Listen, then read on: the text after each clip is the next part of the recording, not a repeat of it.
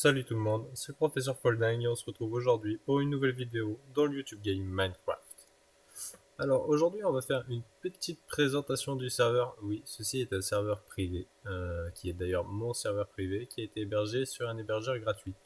Alors pourquoi un hébergeur gratuit? Pour la simple et bonne raison que j'avais un serveur, mais il a déjà migré 3 fois, oui. Il y a une sauvegarde qui est faite quasiment tous les jours sur ce serveur, voire même 2 fois par jour, car on est parti pour faire une très très grosse survie sur ce serveur avec des potes. Mais le petit problème, c'est que vu que j'ai hébergé le serveur sur mon ordinateur et que je suis en partage de connexion 4G, c'était un petit peu problématique. D'ailleurs, si vous savez comment on peut faire pour héberger un serveur via le réseau 4G téléphonique, n'hésitez pas à me le dire en commentaire. Ça pourrait vraiment être utile parce que comme on peut le voir là-haut, voilà, là-haut, tout là-haut, c'est que j'ai fait un petit vaisseau de spawn. Alors oui, ce petit vaisseau de spawn, je ne l'ai certainement pas fait en survie, hein. Je l'ai fait en mode créatif puisque je suis opérateur serveur et c'était le point de spawn où j'ai fait venir tous les copains. Voilà. Et par contre, sur ce petit hébergeur gratuit, on peut voir que on le voit pas forcément. Voilà. Donc là, comme on peut le voir, si on se rapproche un tout petit peu, on voit le vaisseau, mais on le voit pas au complet. Alors, en sachant que quand j'hébergeais le serveur sur mon ordinateur, on pouvait le voir littéralement au complet. Oui, j'avais un petit peu forcé sur l'affichage des chunks. Sur ce, on va faire la petite présentation de cette petite base, à savoir que malheureusement, j'ai déjà fait cette vidéo. Oui, cette vidéo, c'est aussi la première vidéo que je fais sur le YouTube Game. Le petit bémol, c'est que j'ai rec pour un peu plus de 10 heures de vidéo hier. Et ça a été un tout petit peu Bagdad. En sachant qu'une fois que la vidéo n'est pas montée, et que tant que la vidéo n'est pas montée, ça prend juste une place astronomique sur l'ordinateur. Et là, mon ordinateur portable m'a juste littéralement dit: Hé, Coco, il va falloir que tu te calmes un petit peu sur le disque dur. Et oui, et 400 gigas de mémoire prise pour à peu près 10 heures de rec sur une vidéo, c'est un tout petit peu trop élevé à mon goût. Donc aujourd'hui, on va tout simplement, littéralement, reprendre la petite présentation de la base. Ce que j'avais prévu pour hier, c'était la présentation de la base plus le craft, enfin le build de la farm à faire. Ce qui a été fait d'ailleurs, hein, mais voilà, on va pas se le cacher, littéralement, ça a beaucoup trop de temps. Hop, qu'est-ce que c'est tous ces petits zombies là? Laissez-moi tranquille là. Oh, il y a une présentation à faire là, nom de Dieu. Donc on va refaire la petite présentation de la base et puis on se retrouvera sûrement à mon avis pour une autre vidéo pour faire la farm à faire. Et puis plutôt que de détruire la farm à faire et la refaire pour refaire une vidéo, vous savez quoi, on va tout simplement la refaire à côté. Au moins il y aura 2 farms à faire. Et via ces 2 farms à faire, on pourra se permettre justement de vendre les ressources pour plus tard. Parce que je prévois quand même quelque chose d'assez astronomique sur ce serveur, littéralement. Mais quand je dis littéralement astronomique, c'est on va bâtir une énorme cité. Si possible, un point de spawn et de commerce pour les joueurs et les copains qui sont sur le serveur. Donc à savoir qu'on n'est pas nombreux sur le serveur, hein. On est juste 3 personnes. Et puis dans ces 3 personnes, voilà, hein, il faudra bien faire des petits magasins et tout ça. Donc on va commencer directement à l'étage 0. Comme vous avez pu le voir, il y a les petits piliers. Bon, c'était des petits piliers temporaires, hein. C'était juste pour dire de faire un point, un point de rencontre avec les copains. Ici, là-bas, on voit la farm à faire qui a littéralement été faite hier dans la vidéo. Et sincèrement, on va la refaire, mais on va la refaire à côté. Oui, on va juste littéralement la refaire à côté par là. Hop, donc ça, on en reviendra plus tard dans l'épisode 2 de cette série Minecraft. Alors, le serveur est hébergé justement comme sur un serveur gratuit, comme je l'ai dit, mais par contre, c'est pas ça que je voulais dire. Je voulais dire tout simplement que on est en mode difficile. Donc, si on va voir dans les, je crois, statistiques, non, c'est pas statistique. c'était hop, en ligne. Voilà, si on va voir ici, on peut voir qu'on est en difficulté du serveur difficile. Hop, à savoir que je n'ai vraiment pas joué souvent à Minecraft en difficile. J'ai déjà joué à Minecraft sur des serveurs. Ici, on peut voir un petit portail du Nether. Je vais juste rentrer vite fait un tout petit peu dans ma base. Hop. Parce que j'ai déjà eu des petits problèmes ici avec les creepers. Les creepers avaient juste littéralement fait exploser tous mes escaliers. C'est d'ailleurs pour ça qu'il y a de la pierre noire là, d'ailleurs qui est d'ailleurs les nouvelles pierres qu'on peut trouver dans les couches négatives. Donc là, on va commencer par la présentation ici pendant que il fait nuit. Donc on est à l'étage -1, l'étage -1. Donc qui m'a servi justement à survivre durant le début de cette aventure, littéralement.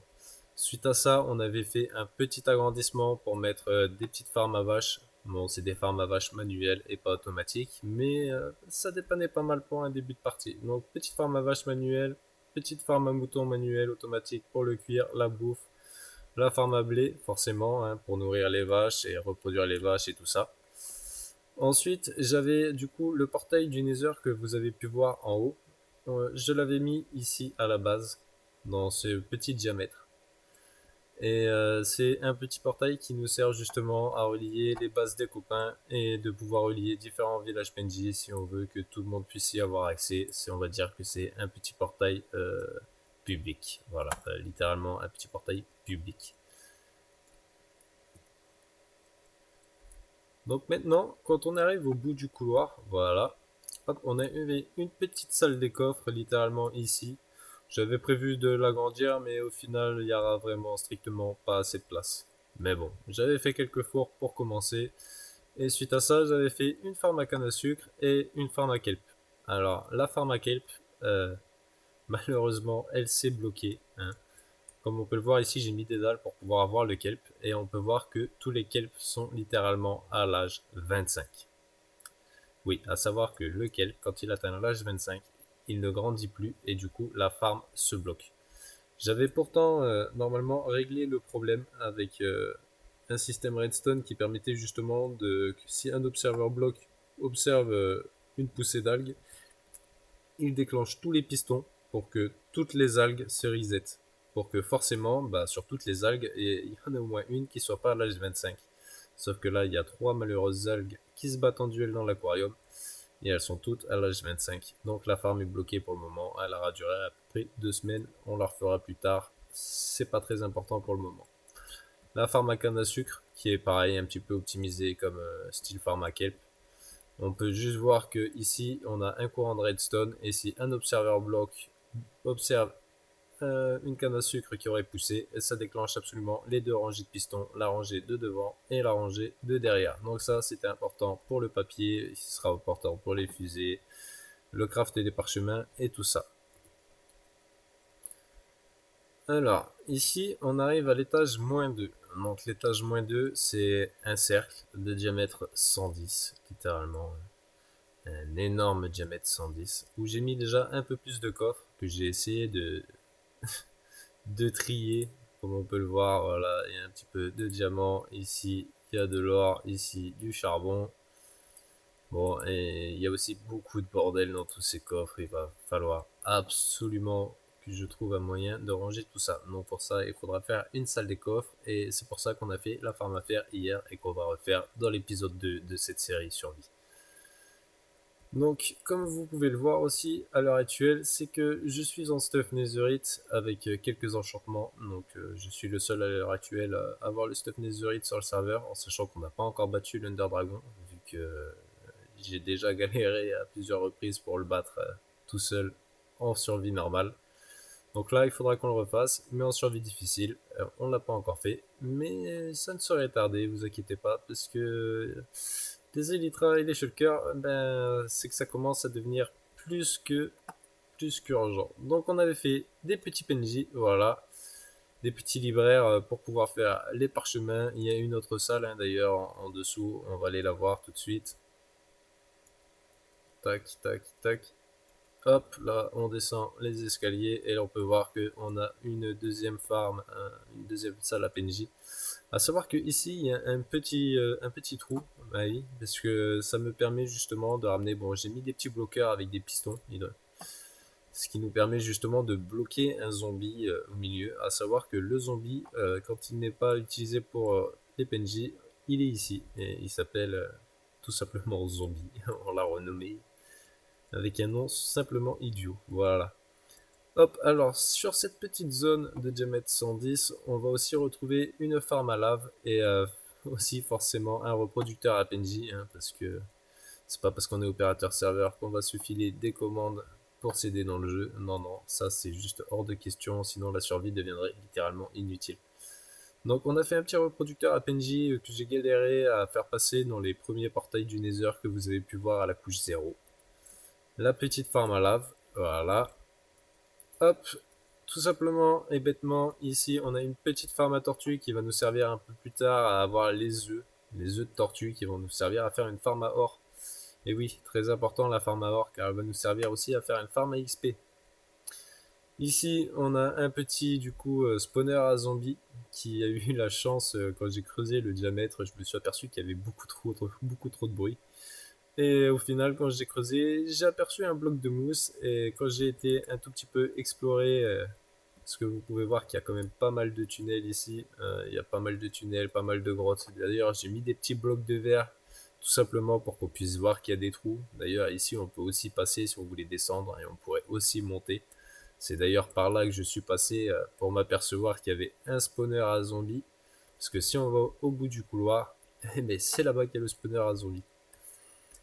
Hop, par chance, sur ce diamètre, ben, quand je l'ai creusé, je me suis aussi aperçu qu'il y avait une géode. Voilà. Donc bah, la géode, ça c'est cool. Comme ça nous évitera de la chercher. Ici, il faudra qu'on trouve le moyen d'automatiser un petit peu tout ça. J'ai vu qu'il y avait quelques petites farms, des farms soit manuelles, qui étaient relativement pas mal, mais manuelles. Et j'ai vu qu'il y avait des farms automatiques, mais le problème des farms automatiques, c'est qu'elles étaient peut-être pas forcément optimisées. Donc on va peut-être faire un système redstone qui lui ne sera peut-être pas forcément optimisé, mais qui permettrait d'avoir une farm optimisée. Voilà, hop.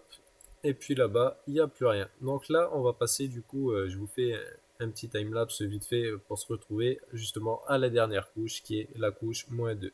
Allez, à de suite. D'ailleurs, quand j'y pense, on n'est pas encore à la couche -2, mais on peut voir que j'ai aussi d'autres blocs de verre littéralement, hein, où on peut voir qu'il y a des énormes cavernes sous la base. J'ai d'ailleurs fait justement pour ça des petits tunnels en verre comme on va le voir. Bon, ici il y avait un petit mineshaft.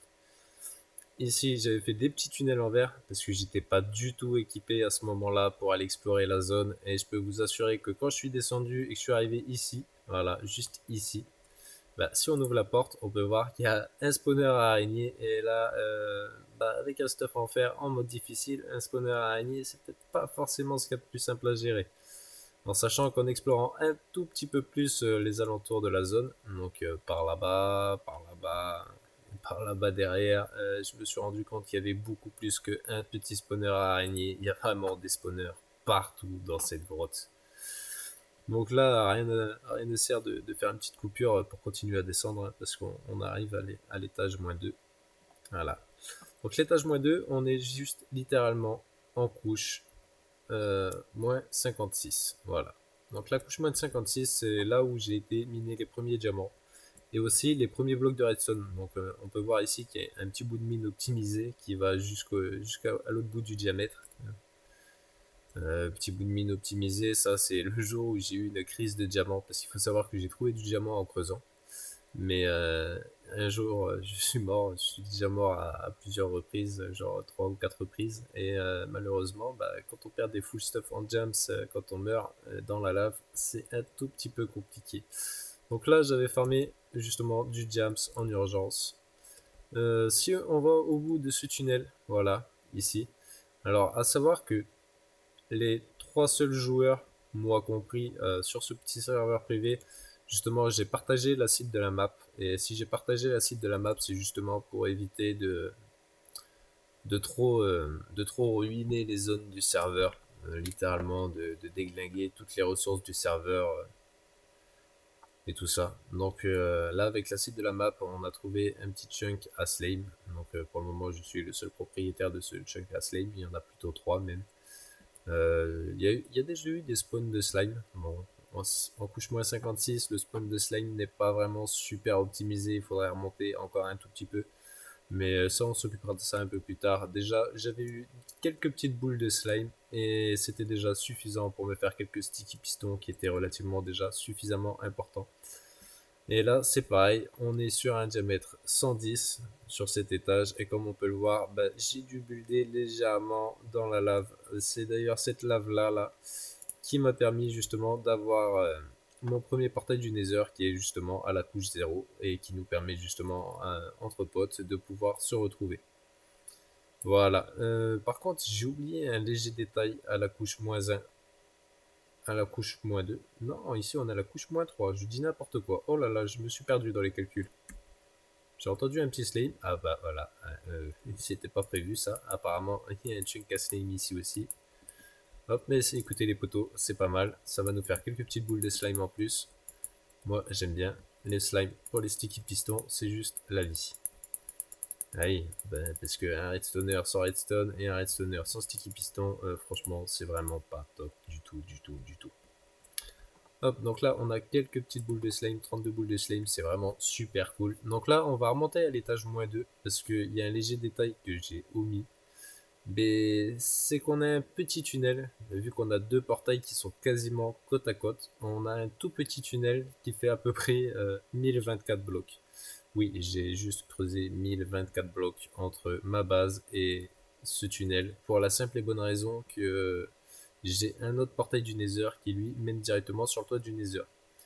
Le bémol, c'est que je me suis aperçu que bah, quand on a deux portails quasi côte à côte qui sont linkés mais qui sont dans les couches inférieures du Nether, c'est génial, ça fonctionne. Mais par contre, si on a un troisième portail qui lui est pareil, assez proche, mais qui est linké juste sur le toit du Nether, bah forcément, on n'arrive pas à se TP sur le toit du Nether. Donc là, ici, c'est simple, j'avais fait un petit train, voilà, qui nous permet d'aller au portail. Donc là, on va y aller et on se retrouve de l'autre côté au portail. Allez, hop, on appuie sur le petit bouton, on est parti, on va traverser quelques grottes, quelques tunnels et on se retrouve juste après. Yo les potos, bon, on vient de finir de traverser ce petit tunnel et on arrive justement à ce dernier portail du Nether qui lui nous mène directement sur le toit du Nether. Alors, comme je l'avais dit avec la seed et tout ça, j'ai pu faire un petit chemin qui me permet d'aller justement à un désert. Par chance, c'était aussi un désert à côté d'un village PNJ. Et ce deuxième petit chemin, c'est celui qui m'a permis d'aller chercher un lac de glace, qui était aussi très important. Sur ce, si vous avez des suggestions à faire, très honnêtement, n'hésitez pas à me le mettre dans les commentaires, que ce soit pour les vidéos, m'améliorer pour les vidéos, et surtout, se faire plaisir, quoi, hein, parce que le but de Minecraft, c'est de se faire plaisir, de construire et tout ça. Si vous avez aussi des idées, oui, des idées, toi là, qui me regarde, si vous avez des idées de qu'est-ce qu'on pourrait construire sur ce monde, n'hésitez pas à me le dire aussi en commentaire, en sachant qu'on va déjà commencer par faire pas mal de farm avant de s'occuper justement de la gestion des builds. Parce que bah, pour faire des jolis builds, bon, je suis clairement pas spécialiste en build, mais pour faire des jolis builds, il faut quand même un minimum de blocs, et faire des builds en pierre, c'est vraiment pas ce qu'il y a de plus esthétique. Et faire des bulles en pierre, et là je l'ai pas, avec du bois marron foncé, c'est encore un peu moins esthétique. Donc là, à l'heure actuelle, la présentation, elle est finie. Sur ce, c'était PF, et on se retrouve pour l'épisode 2 de cette survie Minecraft en difficile. Ciao!